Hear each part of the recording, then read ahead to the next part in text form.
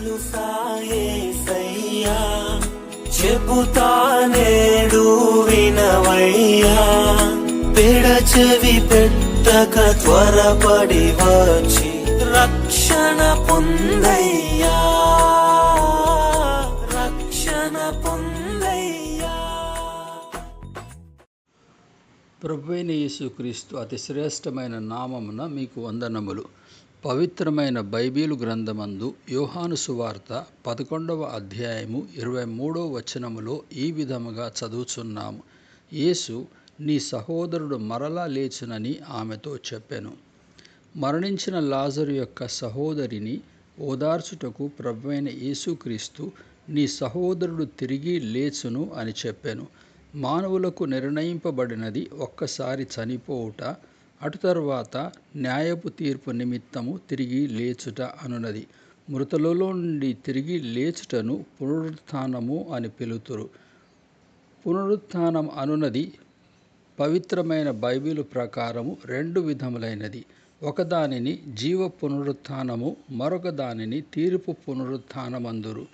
ఎవని పాపములు క్షమింపబడినవో, అనగా ప్రభువైన యేసునందు విశ్వాసముంచి ఆయనను తన ప్రభువుగాను రక్షకునిగాను అంగీకరించియుండునో, అట్టి వారందరూ జీవ పునరుత్థానము నిమిత్తము తిరిగి లేతురు.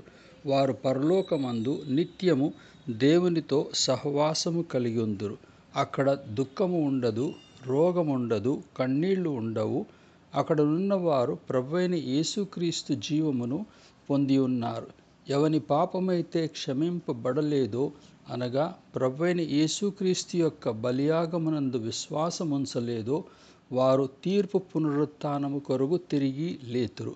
వారు నరకమునందు సదాకాలం దేవునికి దూరస్తులై అగ్నిగుండమునందు నిత్యము కాలుచు ఒక చుక్క నీరు కూడా పొంద అవకాశం వారికి ఉండదు.